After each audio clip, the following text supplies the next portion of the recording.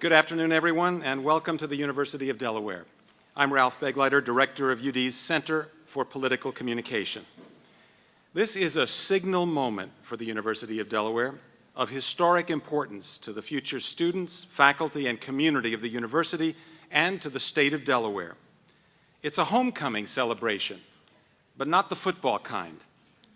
Today, the University of Delaware welcomes home, in a very significant new way, one of the most accomplished and illustrious alumni in our institution's more than 260-year history, a Vice President of the United States, Joe Biden.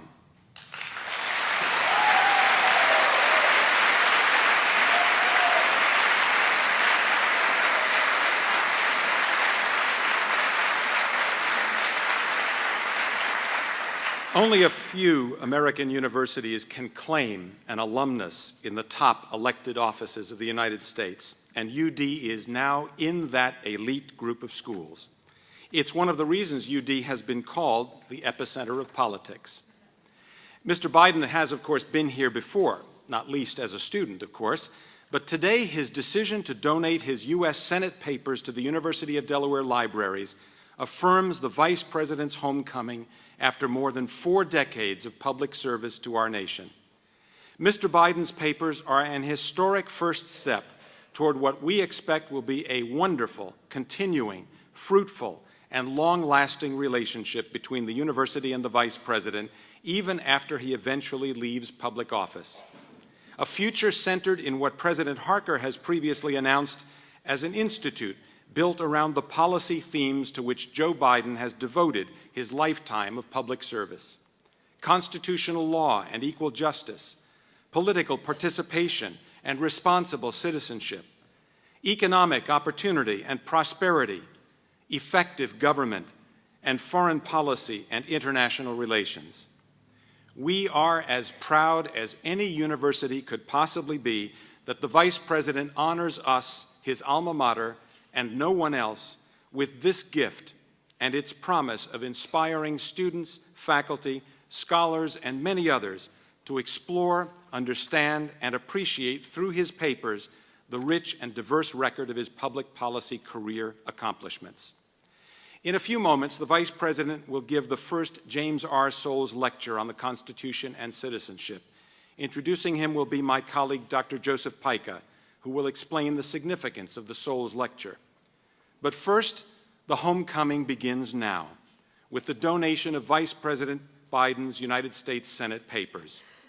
To conduct this important ceremony, please join me in welcoming the President of the University of Delaware, Patrick Harker, the Vice Provost and Mae Morris Director of Libraries, Susan Brinteson, and the Vice President of the United States, Joseph Biden.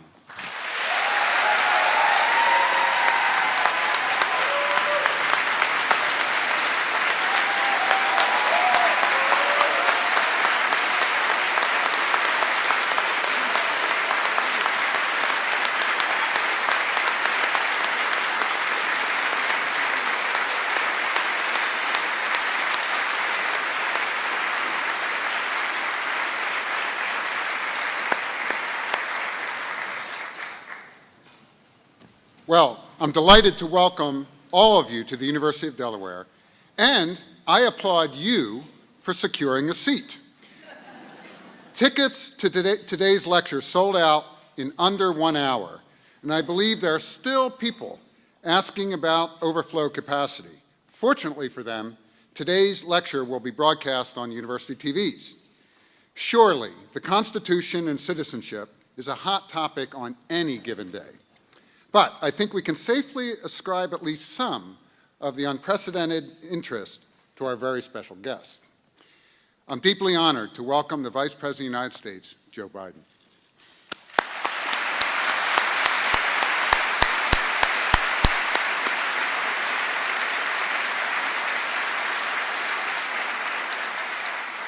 As Ralph just said, the University of Delaware is enormously fortunate to be the beneficiary of Vice President Biden's enduring support. His deep, deep affection for this university is clear. And, as I think you see today, Mr. Vice President, the feeling is mutual. Vice President Biden is joined by his family, his son Bo and his wife Haley, and others to come later. We are thrilled also that your family is able to join us today. And I want to thank Governor Jack Markell for joining us, as well as Senators Tom Carper and Chris Coons. Of course, the sheer number of local, state, and national leaders with us this afternoon prevents my naming even a small share.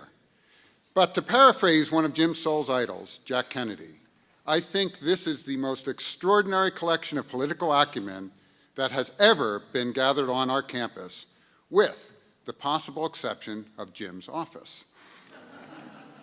And I can imagine that surrounded by this incredible gathering of dedicated public servants, this is exactly where Jim would have wanted to celebrate Constitution Day. We welcome Jim's family as well, his daughter Catherine Soules Pomeroy and her husband Paul, who are with us today. And I know we wish daughter Nancy Beth Soules Garrett and her family that they were here today as well. I thank all of those who have had a hand in today's dual celebration. The donation of Vice President Biden's senatorial papers to the University of Delaware Library, and the Vice President's delivery of the inaugural James R. Soule Lecture on Constitution and the Citizenship. And so I commend the university's Department of Political Science and International Relations, especially Ed Friel and Joe Pica, who holds the James R. Soules Professorship. I also want to thank the Center for Political Communication and its director, Ralph Begleiter, and of course the University of Delaware Library and its director, Susan Brinteson.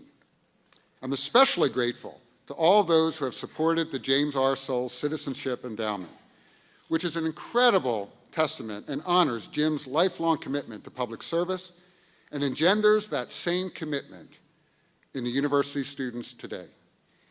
You're enabling a powerful legacy of devoted civil and civic participation here in Delaware and across the nation, a legacy that surely Jim would have wanted most in the world.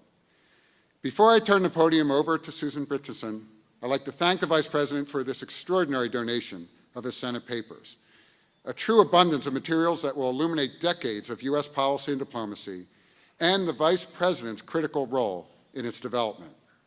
I can't imagine a collection that would shed more light on this nation's recent past and the dynamic processes of our democracy. Vice President Biden, I want to thank you for your remarkable dedication to this university, your university, the University of Delaware, and to the United States of America. I thank you for sharing our celebration of Constitution Day and the life of your good friend, Jim Soules.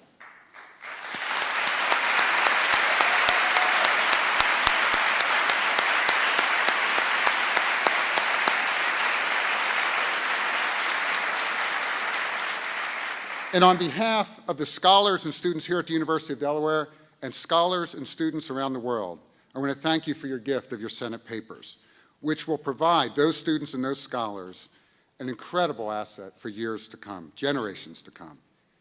It's now my great pleasure to introduce the University of Delaware Vice Provost and May Morris Director of Libraries, Susan Brinteson. Susan.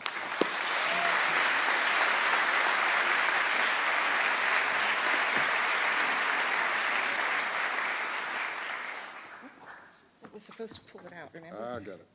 Sorry. Oh, okay. It doesn't take the women's shoes. Thank you. Good afternoon, everyone. This is a long-awaited day. Today, we celebrate the public announcement that Vice President Joseph R. Biden, Jr. will contribute the congressional papers from his long and distinguished service in the United States Senate to the University of Delaware. Those senatorial years, which spanned January 3rd, 1973 to January 15th, 2009, when Joe Biden resigned from the Senate to assume the vice presidency, he was the youngest person ever to have been sworn into a 7th term in that august body. At the age of 29, he was elected in 1972 as a Democrat to the Senate and was re-elected to 6 more terms.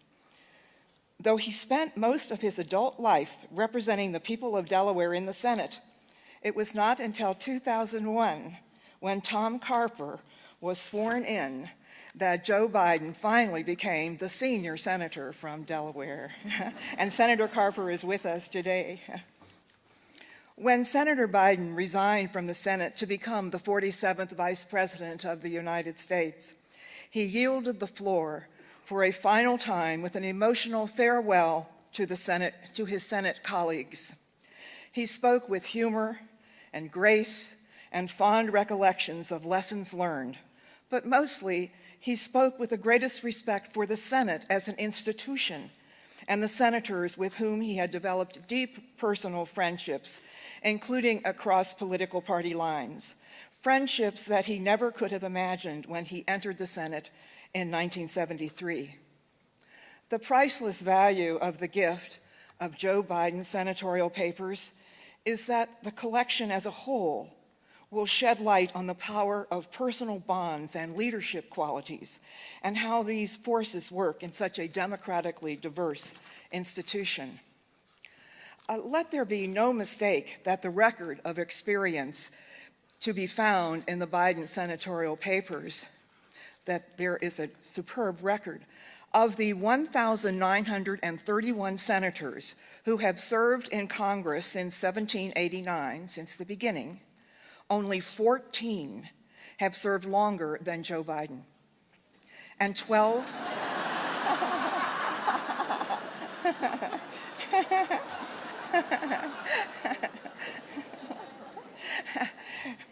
and 12 of those 14 were colleagues of Senator Biden's, including such giants as Robert C. Byrd, Daniel Inouye, Edward M. Kennedy, and Warren Magnuson.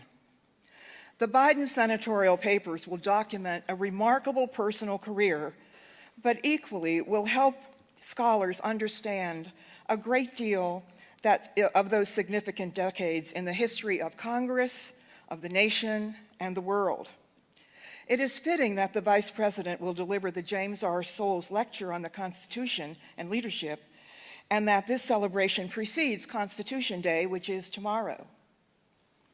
The first article of the Constitution describes the legislative powers of Congress, and surely access to the personal papers of members of Congress help researchers and students, and thereby the nation, to understand more about the democratic process, the government of the United States, the legislative process, and the rights of citizens. The material from Vice President Biden's distinguished senatorial career that will come to the University of Delaware Library includes papers and other records in multiple formats: written, recorded, electronic, audiovisual, media, web pages, correspondence, and more. Library staff will preserve, arrange, and describe that material to support research in a wide group of topics. The University of Delaware Library has a strong commitment to the rich content of papers and archives of elected officials, and University of Delaware Library staff are known nationally for their expertise in managing congressional papers and archives. There is a recently published and cutting-edge book, which I'd like to show to you, called An American Political Archives Reader, which was co-edited by the Senate Archivist, United States Senate Archivist, and the University of Delaware Library's own Rebecca Johnson Melvin, who is a nationally recognized expert on congressional papers and in their administration and building. The book is now considered the national expert resource for libraries in developing congressional collections. Vice President Biden's papers will join the congressional papers of Delaware U.S. Senator Tom Carper and former Delaware U.S. Senator Ted Kaufman, the late Senator John Williams, Alan Freer, former U.S. Representative Mike Castle, among others, which are also in the University of Delaware Library. The University of Delaware Library is deeply honored to be the home of the Vice President's senatorial papers. The library will process them, preserve them, house them, and make them accessible for research and scholarship.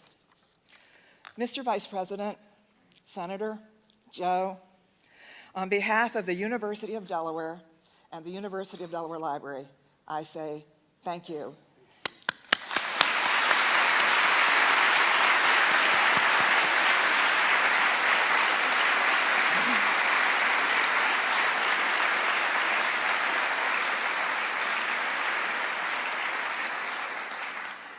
And now I ask you to join me at the table with Dr. Harker to sign the ceremonial agreement to gift.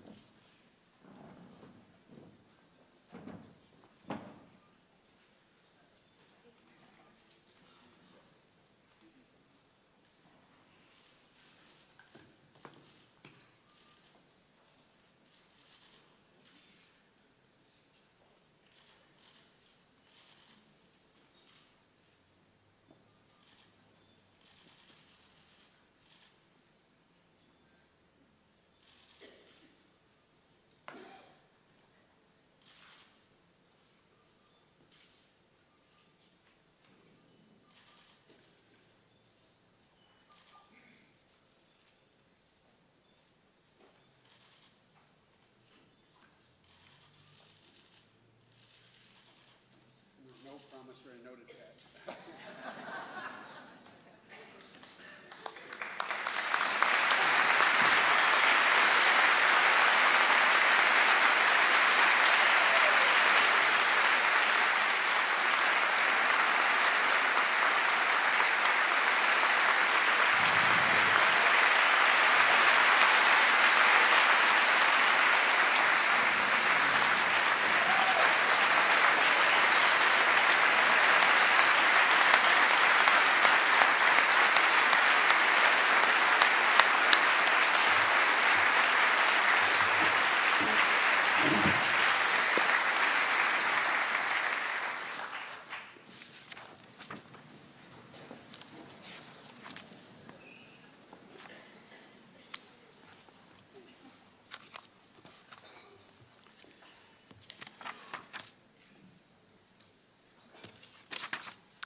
Sorry, got to stay with the script.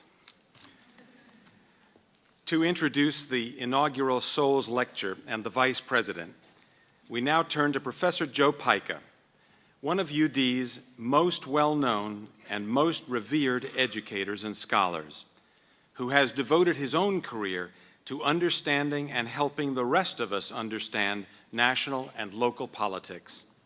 Professor Pica came to UD in 1981, and he was named James R. Souls Professor of Political Science and International Relations 3 years ago. He's a nationally respected author and commentator on the U.S. presidency. He has received UD's highest teaching and advising honors, and he has served the state of Delaware on the State Board of Education and as Executive Director of a Governor's Commission on Government Reorganization Effectiveness. Please welcome Joe Pica.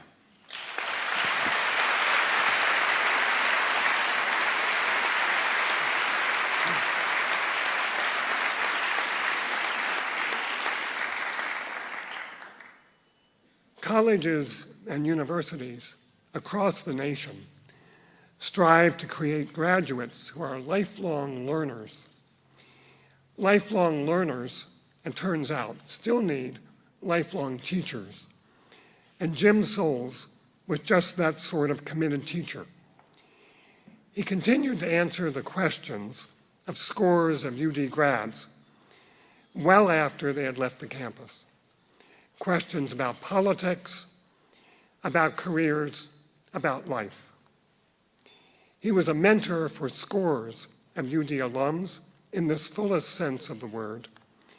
He inspired hundreds of others, and he was the most memorable teacher that thousands of students ever encountered here at the university.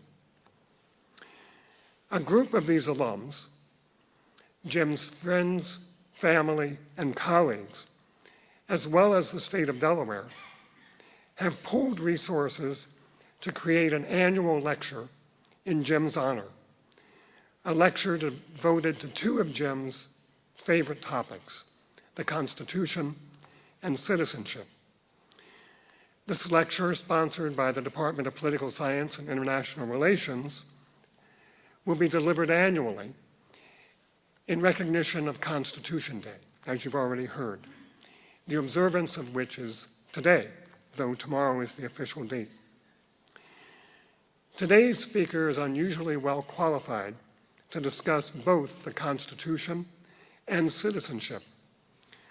Elected to the Senate 7 times from Delaware, he served on the Senate Committee on the Judiciary for much of that time and has gone on to now serve the nation, as we know, in another capacity. Although our speaker graduated from UD before Jim Soules joined the faculty, he knew Jim well.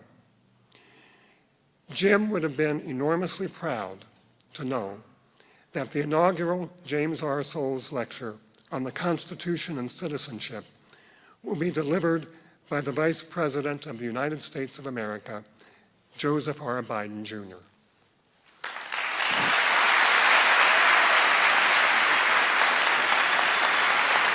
Thank you all so very much. Thank you. Thank you so much. Please. Thank you. Thank you. Thank you. Thank you very much. Please. Thank you very, very much. You're very gracious. Thank you so much. As my mother would say, there's an old expression, flattery is wonderful as long as you don't inhale. I really appreciated Joe and Ralph and Susan.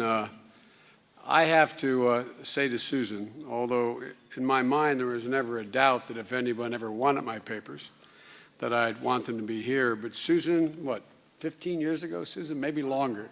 Susan started Joe. Joe. You think I'm fooling? It may have been longer, actually. It's been a long time.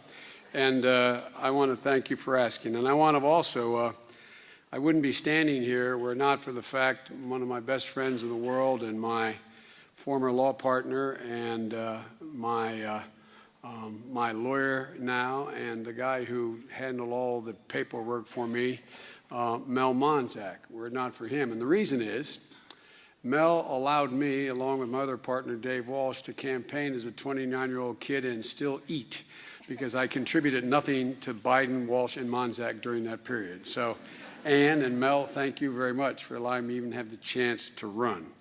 People say, what was the most significant thing that occurred with you running? I said, being able to both run and pay the mortgage, because it was hard. And Mel, you made that possible for me. And I also want to recognize the governor and Mrs. Markell, who are here, and their magnificently bright and beautiful daughter, as well as Tommy. Really, Tom should be doing this lecture, first lecture, and I mean it, because I think Jim Soules was probably his greatest inspiration to get involved in public life, and they were close, close friends. And I know how much Tom misses him. Still, occasionally, we talk about him. And Lieutenant Governor Den is here, and I appreciate that. Governor, thank you. And the most important elected official in Delaware, General Biden, is here, from my perspective. All these other guys are all right, but they're not both. I love that headline not long ago after the election, most popular politician in Delaware, Biden, Bo. And his wife, Hallie, who's a proud graduate of here, and my daughter, and the person who, although much younger than me, much smarter, much more talented, and has been the single best friend I've ever had in the world from the time she was born, my sister Valerie.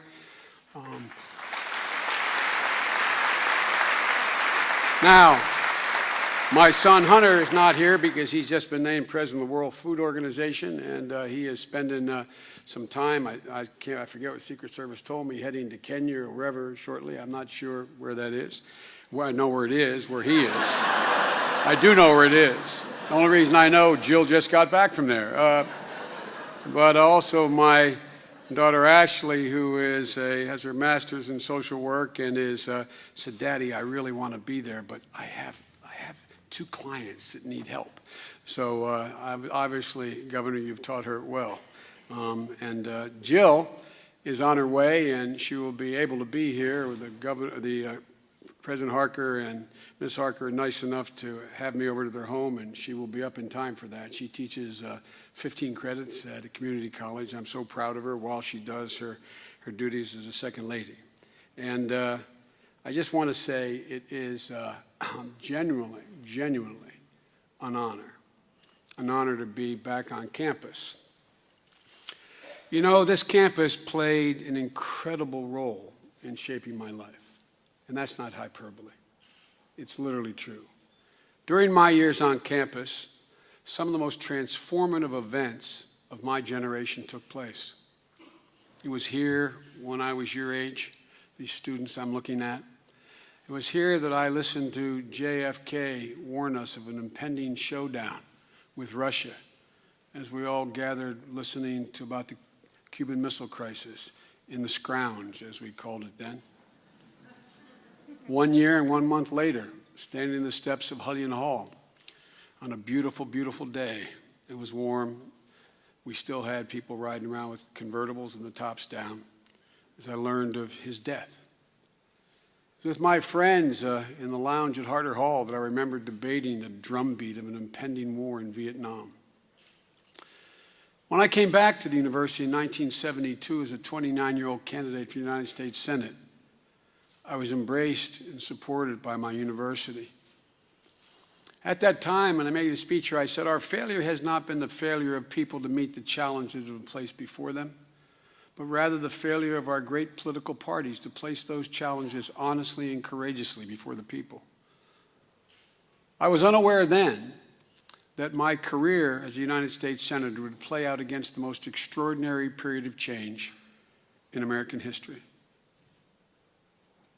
Tom's probably tired of hearing me always quoting Irish poets, particularly Yeats, but Yeats wrote a poem, Easter Sunday, 1916. And in that poem, there was a line, he was describing his Ireland, but quite frankly, it better describes the world and America today than it did Ireland in 1916. He said, all's changed utterly. A terrible beauty has been born. In my career in the Senate, all has changed. All has changed not only in America, but in the world. That was driven home starkly when I was asked by former President Roselle to come and speak to the student body at the Bob 1 week after 9/11. The Bob was packed with a lot of students who were obviously uneasy and uncertain about what it meant. Would this change our way of life?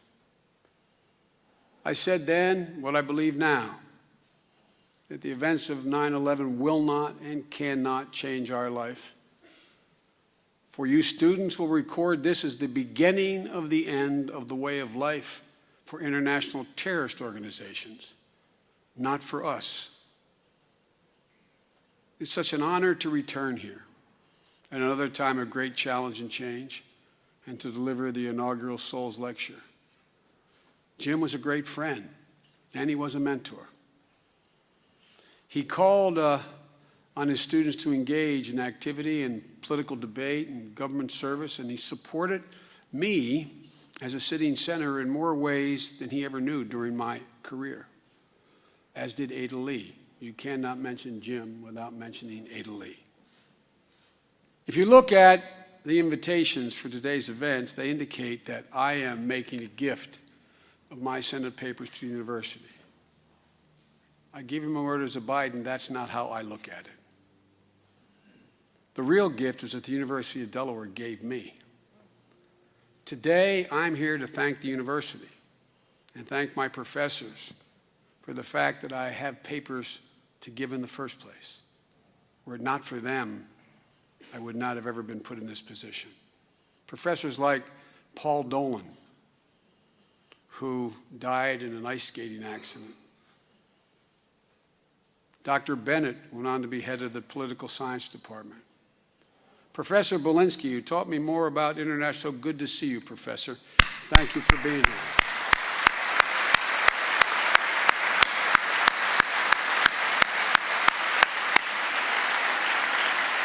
When I took his course in international relations, little did I know that for years I would be chairman of the Foreign Relations Committee and as Vice President of the United States, tasked with the primary responsibility of the administration dealing with foreign policy. I hope I'm making you proud, Professor, and I mean that seriously. And maybe the man who affected my life at the time more than any one at all. Dr. David Ingersoll, who taught me the first course I took with him is in American jurisprudence. He's the man who, and I had a chance to talk to him today. He's in Sonoma Valley, retired, and having a good time. And I called him to tell him I was going to be mentioning him. And because I know what it means to my wife, a professor of years, when her students acknowledge how much she meant to them. Well, he meant a great deal to me. I reminded him that he said to me in beginning my junior year, "Joe, what in the hell are you doing? Shape up. You have a lot of potential." I was probably one of the few students here who took on average 18 to 21 credits the last 4 semesters. I had to bring up a 2.1 index. He's the reason I got a scholarship to law school. He's the reason. He's the reason more than any other man in my life other than my father that, in fact, I went on to think maybe I could do what Professor Dolan talks so much about. I came back here as a 29-year-old candidate. And all of you know in your lives, you've had certain validators. Certain people who, when you've been about to take a chance that no one else has taken, or no one else in your family has taken, or one you have not taken, and you think you can do it, but along comes a validator who you admire so much that when he or she endorses what you're doing, you know you can do it. That's what Paul Dolan did for me.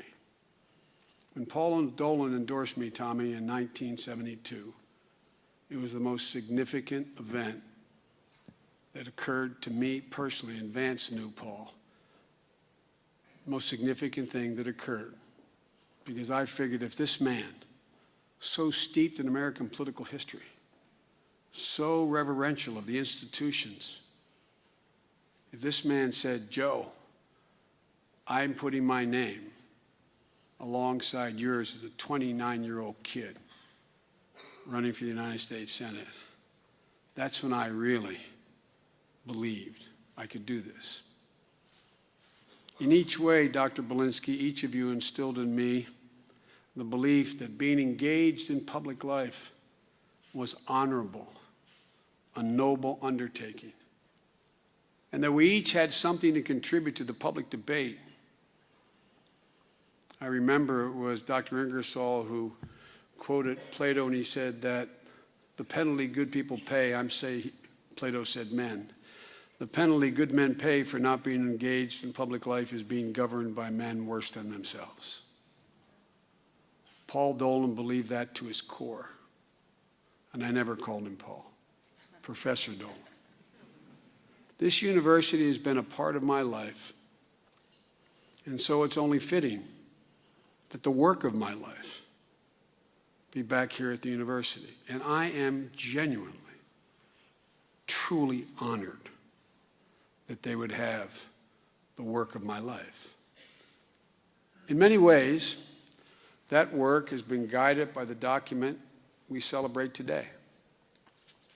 8 times in federal office, 7 as senator, once as vice president, I have placed my hand on our family Bible and sworn to uphold and defend the Constitution of the United States. As Tom and others here will tell you, it's boilerplate when people hear it, but not the moment you place your hand on that Bible. The Constitution and Constitution Day is a day established to reflect on the meaning of the Constitution and recommit to upholding those ennobling phrases and principles outlined in the Constitution.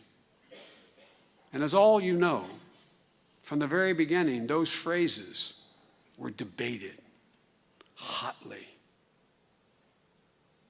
They were debated as to what they meant by the very signatories of that document immediately after it was ratified. We saw at the very beginning, because so much of what was at stake in this experiment for the new republic, those of you who study the period, a bitter debate A bitter debate. The historian Ron Chernow recently noted, and I quote, "However hard it may be to picture the founders resorting to rough and tumble tactics, there was nothing genteel about the politics at the nation's outset. For sheer verbal savagery, the founding era may have surpassed anything we've seen even today." End of quote. Thomas Jefferson wrote President Washington that a fellow cabinet member, Andrew Hamilton's financial proposal were, quote, "flowed from principles adverse to liberty and was calculated to undermine and demolish this very republic we hold so dear." Thomas Paine published an open letter calling George Washington, quote, "a hypocrite in public life," and asking whether he abandoned good principles or whether he ever had any.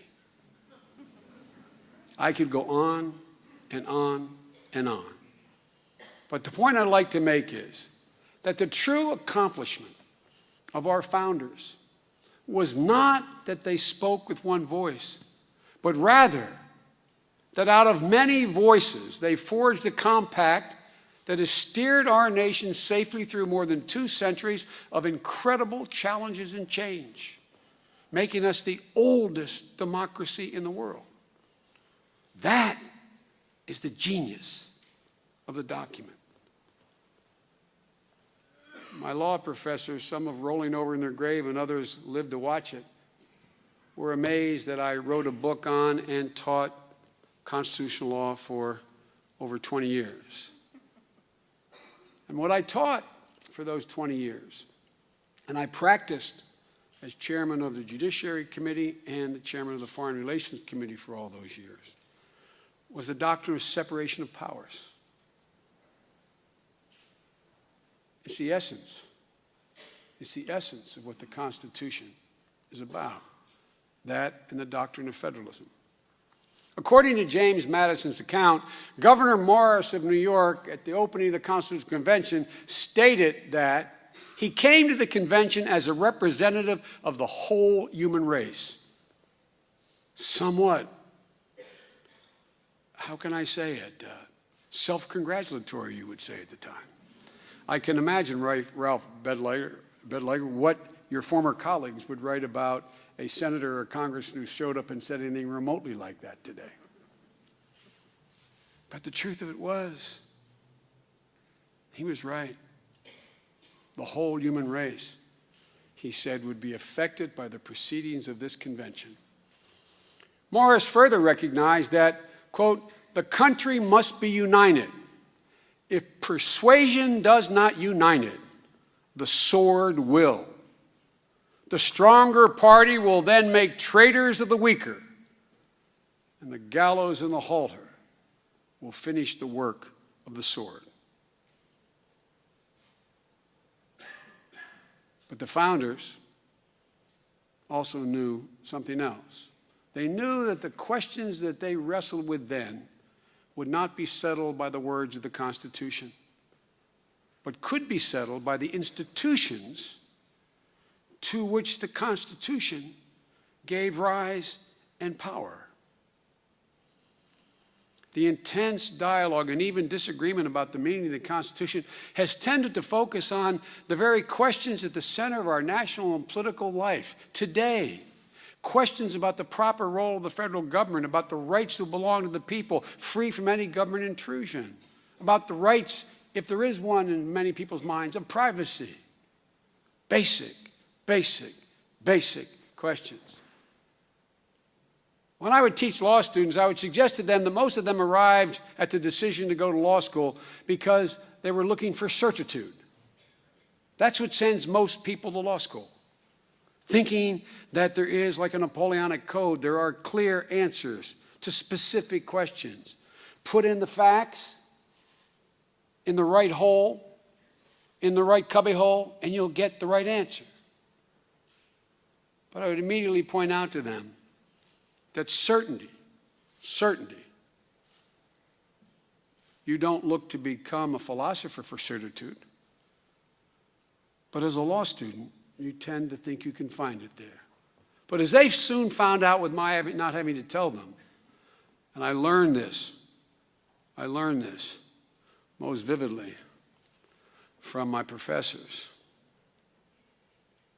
The Constitution doesn't provide certitude. It provides principles, institutions, mechanisms for solving problems, but not the solutions themselves. There has been a debate over the ennobling phrases of the Constitution from the very beginning. The founders didn't expect that phrases setting forth broad principles of general welfare, concepts like liberty, free from being able to be eavesdropped upon. They had no idea how they would play out in any specific sense over the ensuing centuries. How could they have known when they wrote the Fourth Amendment that there'd be eavesdropping devices that could be used like a rifle, aimed through a window or a wall at an incredible distance that could pick up the detail of one's conversation? No one had to enter your domicile to steal your records. And what the court has done is taken that principle and distilled it in layman's terms to the notion you're entitled to the right of privacy, and the Fourth Amendment right has been violated in any circumstance where there is not a general expectation that what you're saying and doing should be private. There's no expectation of privacy when you're in a movie theater and you turn to your friend and you say, "I killed Cock Robin." If the person behind you hears it. But there is an expectation of privacy. There's an expectation of privacy. You're talking on a telephone without probable cause on the part of a government to wiretap that phone. What does the concept of liberty mean in the 14th Amendment? We've been debating that since it was passed. It's one of the Civil War amendments. We're still debating it today, particularly as it applies to the right of a woman to choose. What does it mean? Find me the definition in the Constitution. It does not exist except in the ennobling principles that underline the notion. The Constitution, as Chief Justice Edward Douglas White said nearly a century ago, was never intended as a barrier to progress.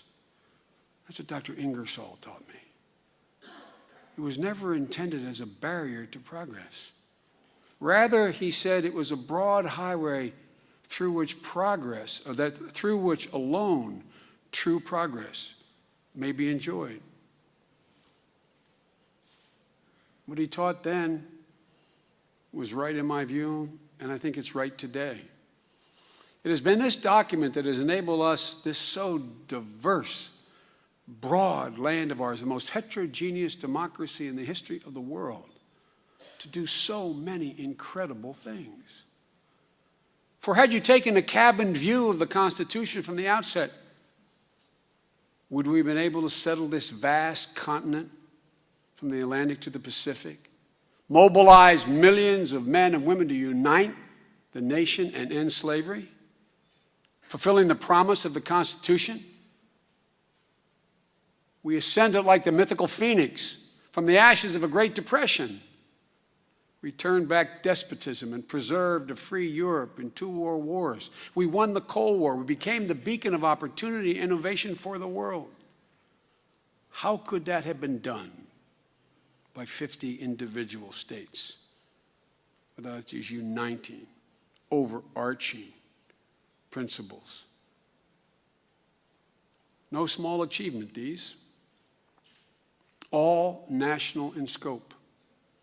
So the question now is, in this period of great change, how do we apply these principles embodied in this civil Bible of ours to the challenges of the moment? Because they are no less consequential. As I said, the world has changed. It has changed utterly. We are contemplating things. I remember in a debate in 1978 when I was legitimately being questioned on my view of the Constitution. And they said, it is clear, it is written, it is precise. I said, we are going to be debating before this is over questions that none of us will be able to answer in this debate, such as human cloning. I remember the local press when I said that saying, what, is this guy crazy? We're on the cusp of some technological change. That election held tomorrow, asking the candidate every single solitary question within your scope of capability, will not lend itself to the answers that will be needed by the time that man or woman's term is over. In my view, the highest achievement of the founders was that they built a framework for government that allowed the many disparate voices to be heard, but then forced the disharmony through a funnel designed to drive toward compromise and consensus, called the Constitution. The funnel is the Congress, and the Congress itself was the result of a compromise to the chagrin of some in Congress now. It was called the Connecticut Compromise, in which states like Delaware, God love those founders, gave us 2 senators, Tommy, and California only 2 as well. So much for one man, one vote. Tommy and I represented 32.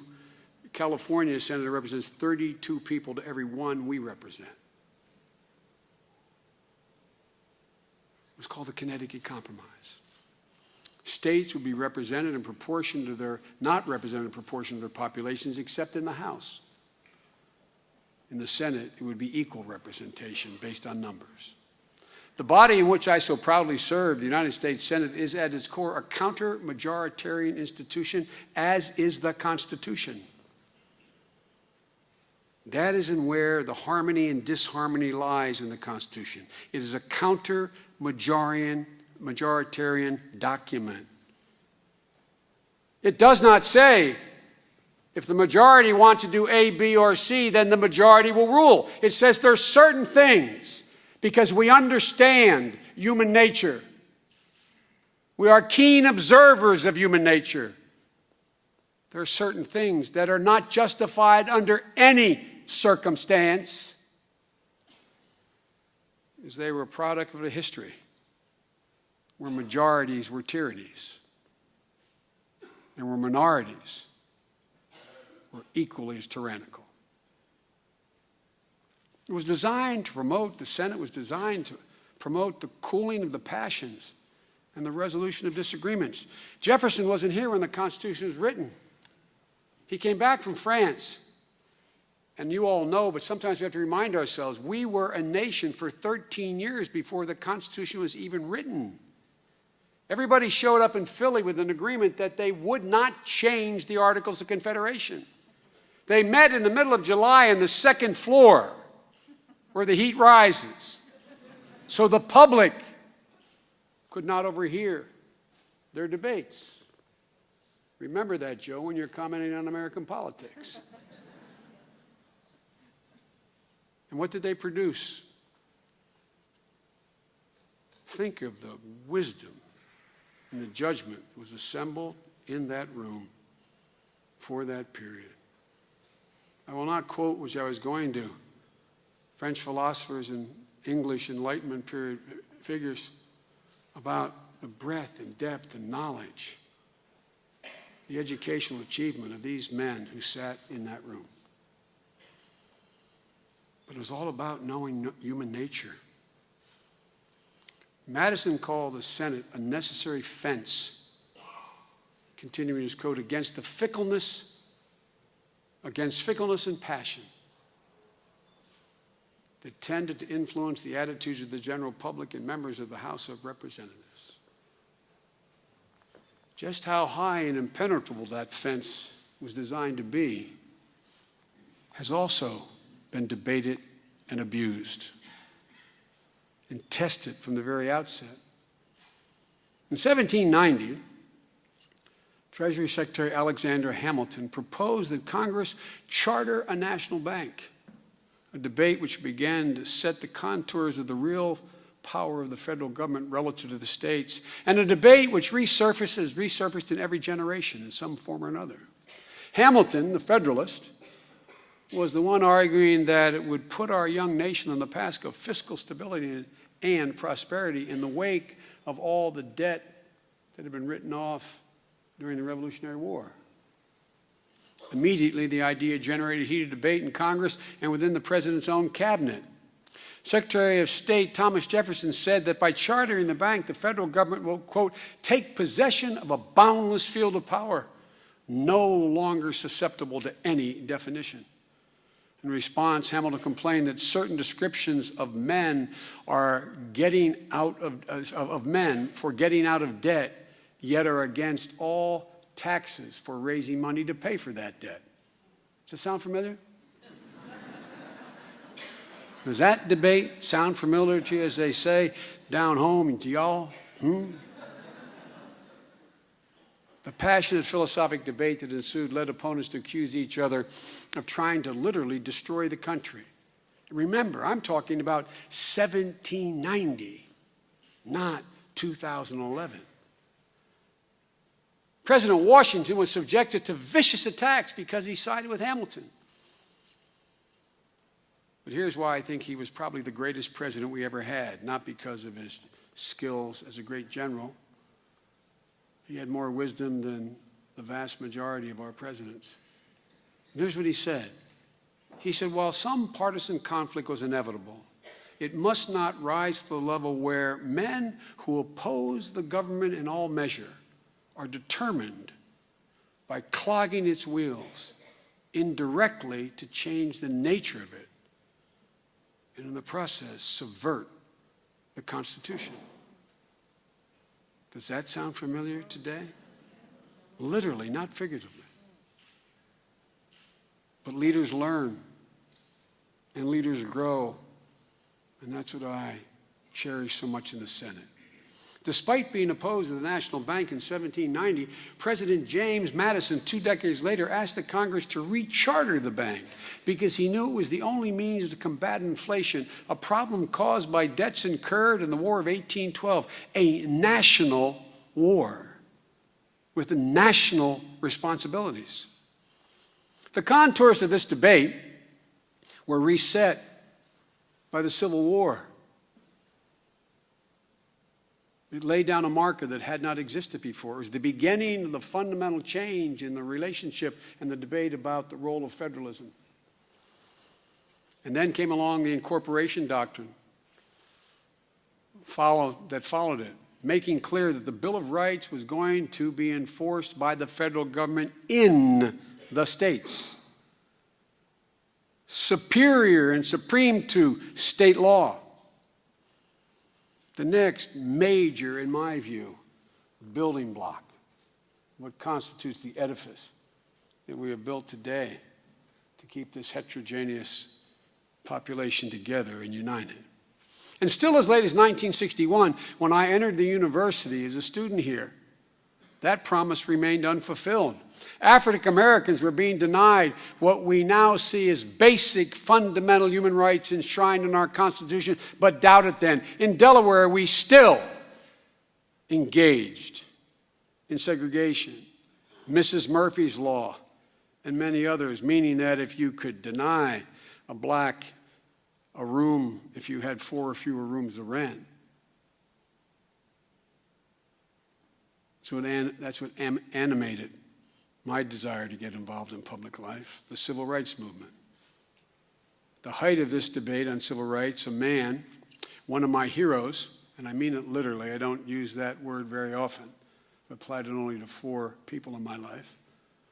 Majority Leader Mike Mansfield, Iron Mike from Montana, the man who talked me into taking the oath after my wife and daughter were killed and Bo and Hunt were hospitalized for so long. And I decided I wasn't going to be sworn in. He came to me and he gave me the Dutch uncle lecture and said, at that time only 1,700 and I think 38 men and women had ever served in the Senate, and that I owed it to my deceased wife that I at least come for 6 months and have the honor of being sworn in. That was 38 years ago. He appealed to his Republican counterpart, Majority Leader Dirksen, in the middle of the debate on civil rights to join him in supporting legislation that was the Civil Rights Act. And he said, "We hope in vain if we hope that this issue can be put over safely to another tomorrow, to be dealt with by another generation of senators. I appeal to the distinguished minority leader whose patriotism has always taken precedent over his partisanship to join me, and I know he will, in finding the Senate's best contribution at the time to the resolution of this, the gravest of national issues." Senator Dirksen, who I got to meet as a young man when my uncle took me to Washington, just passed him in the hallway like people pass us, Tommy. Senator Dirksen turned and said, "I trust that a time will never come in my political career when the waters of partisanship will flow so swiftly and so deeply as to obscure my estimate of the national interest." Still, Senator Richard Russell, one of the most powerful members of the United, and one of the most brilliant. Everyone that I ever served with when I first got there, Tom, said he would have been president but for his view on civil rights. He was from Georgia, and he warned the following. He said, "We will resist to the bitter end any measure or any movement which would have a tendency to bring about social equality and intermingling and amalgamation of the races to our southern states." But in the end, a compromise was brokered. 27 Republicans joined 44 Democrats in voting to end the filibuster, after which a similar coalition voted to pass the Civil Rights Act.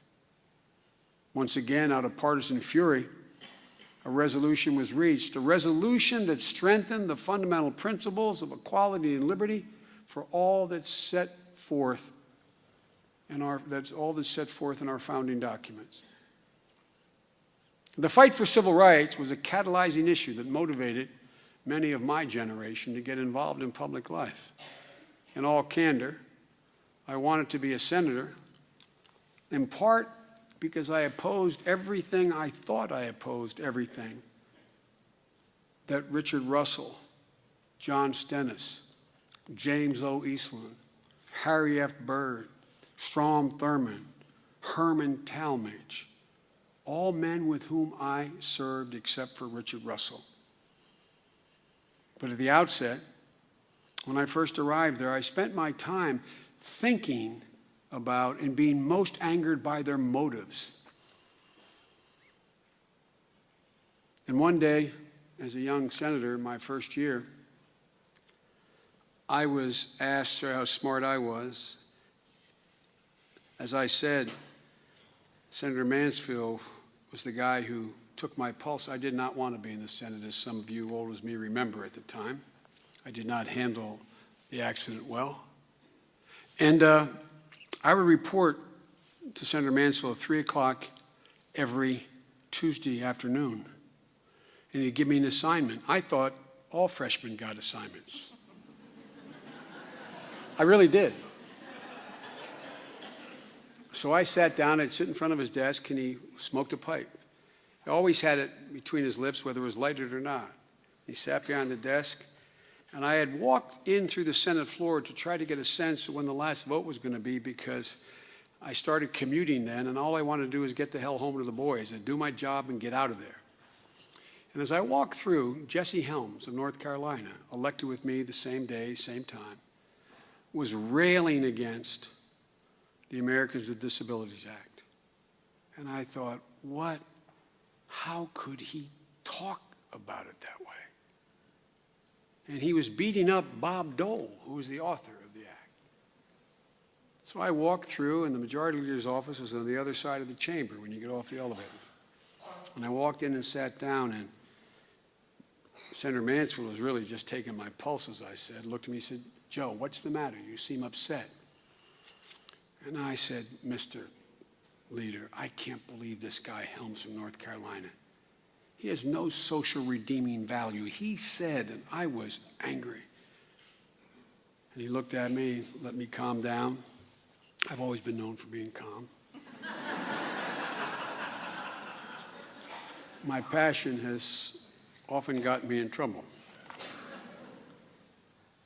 And he said, "Joe, what would you say if I told you that Jesse and Dot Helms 4 years ago were sitting in their home in Raleigh, reading the local, I guess the Raleigh Observer, I think the paper is, and saw an ad from an orphanage, a piece in an orphanage, with a young man, 13 years old, in braces, saying all he wanted for Christmas was for someone to love him and someone to adopt him? What would you say if I told you that Jesse and Dot Helms went down and adopted this young man as their own?" I said, "Mr. Leader, I'd feel like a jerk." He said, "Well, Joe, they did." And then he said something I've never forgotten, and every young person who's ever come to me, asked me advice about running for office, I have told them. He said, "Joe, every single person sent here, no matter how fundamentally you disagree with their judgment, was sent here because the people of their state saw something good in them." He said, "Joe, you'll get along a lot better and make more progress if you look for what those people saw in them and not what they're not. And Joe, never question another man's motive. Question his judgment. Don't relent on that, but never question his motive." I have never once, as I think Tom would attest, ever questioned the motive of a man or woman with whom I've disagreed in public life. I vehemently question their judgment. But I hope you'll see in my Senate papers, it's one of the reasons why I was occasionally successful. I hope you'll see in my Senate papers, why as recently as the debt discussions, a man who I disagree with vehemently,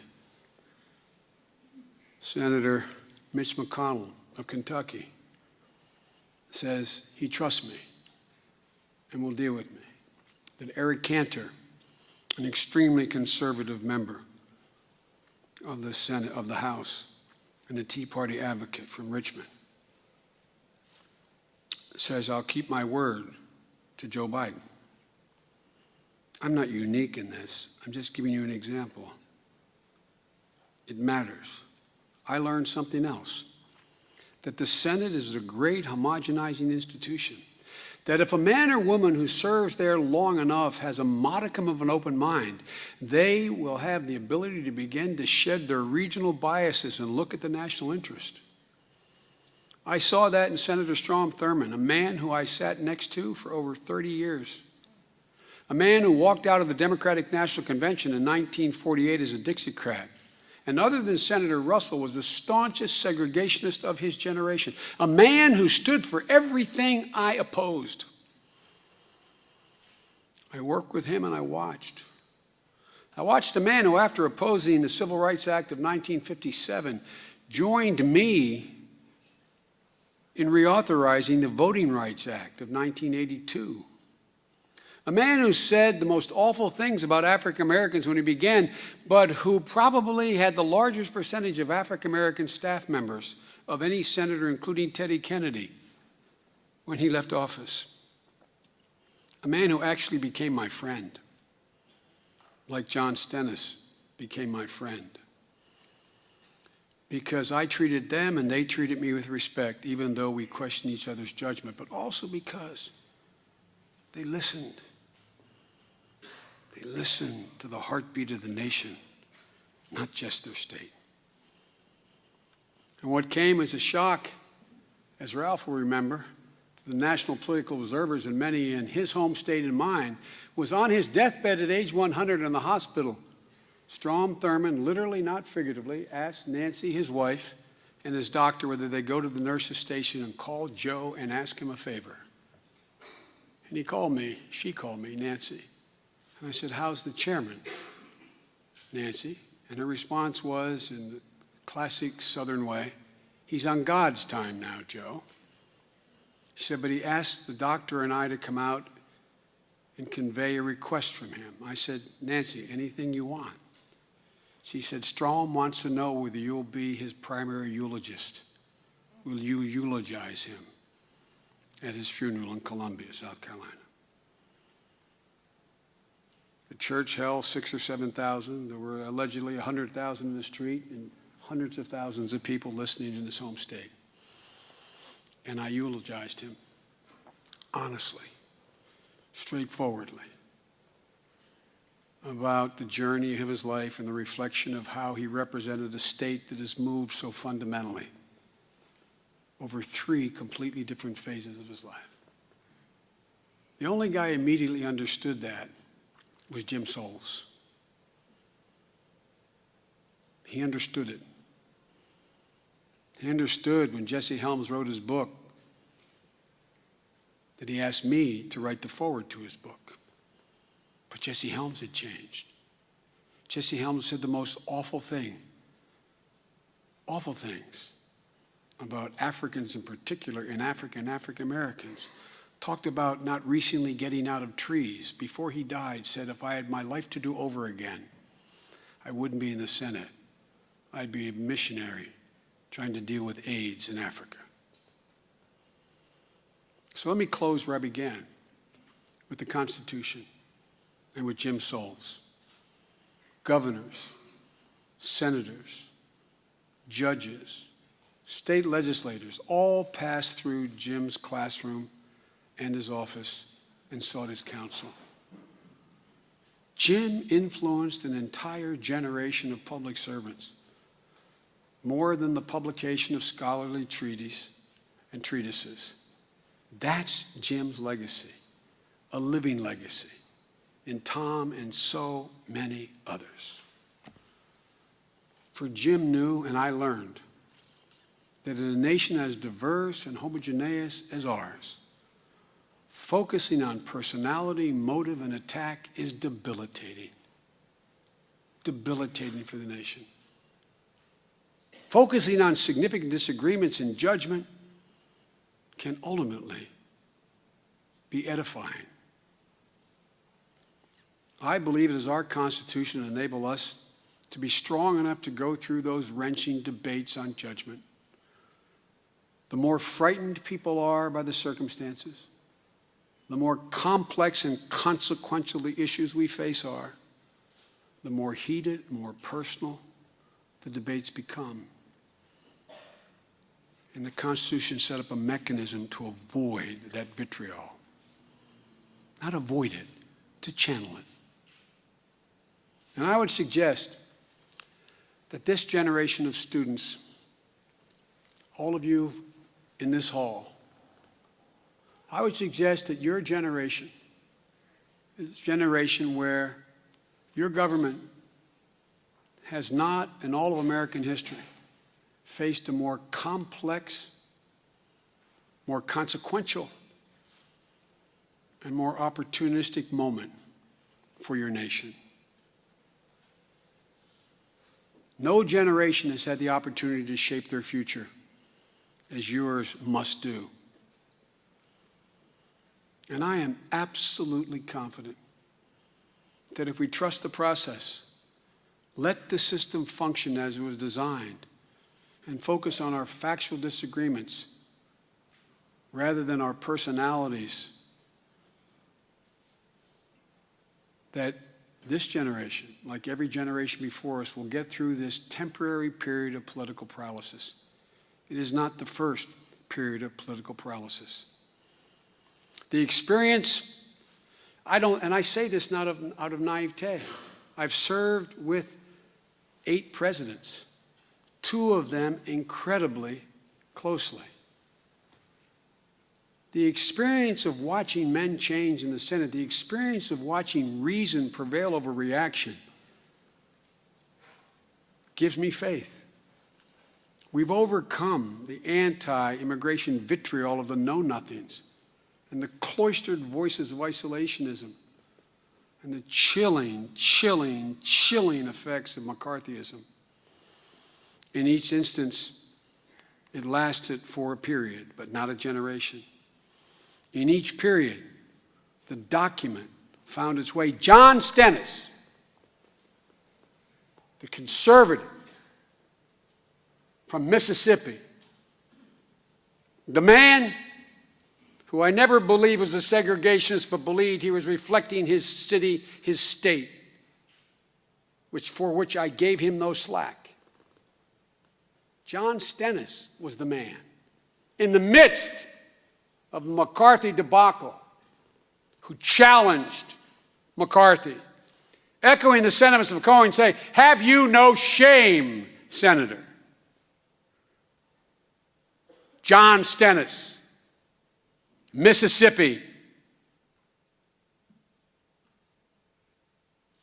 In each instance in our history, we've found a way to moderate the extreme reactions that threaten to tear us apart and found a path to progress.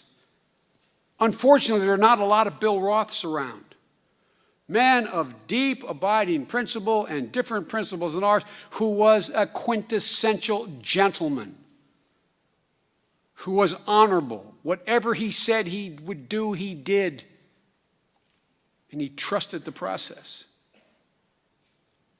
In all the years Tommy and I have worked, and the governor and previous governors and Mike Castleberg, there has never been a harsh word among us. Not one single public harsh word. Oh, but the rest of the nation understand the Delaware way. Literally. Literally.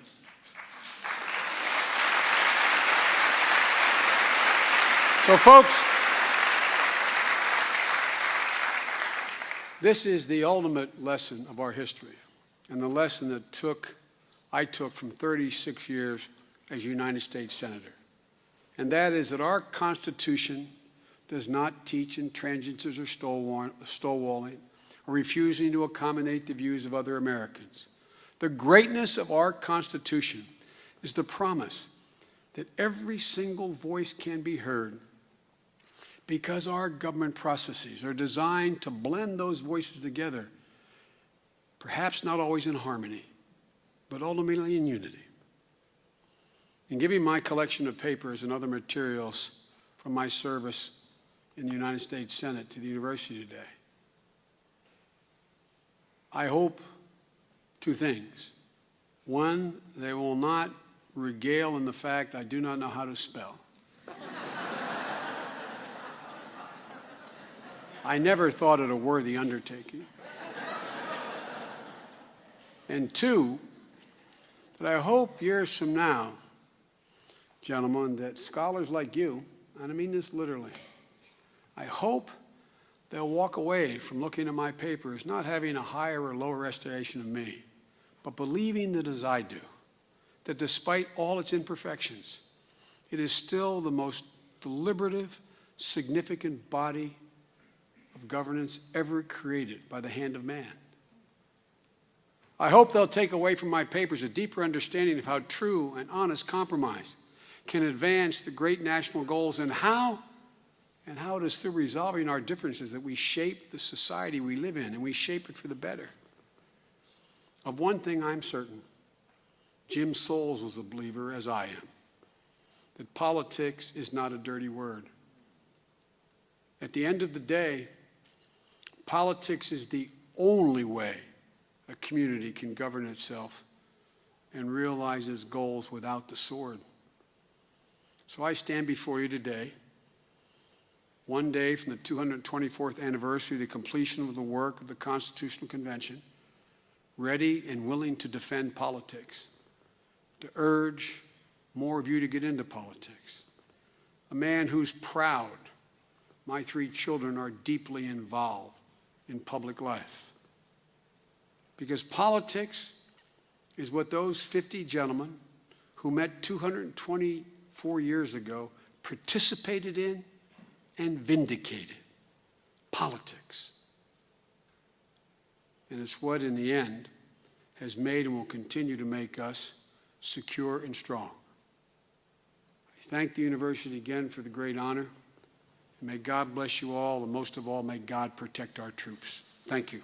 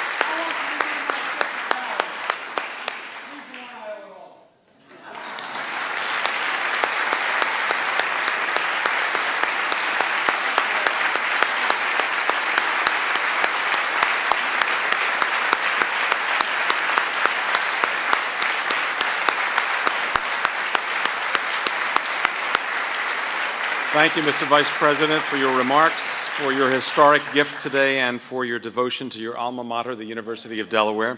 We look forward to many more opportunities to celebrate with you on occasions just like this one. Thank you all as well for being with us today. Please exit to the rear of the auditorium and have a very good evening. Good night.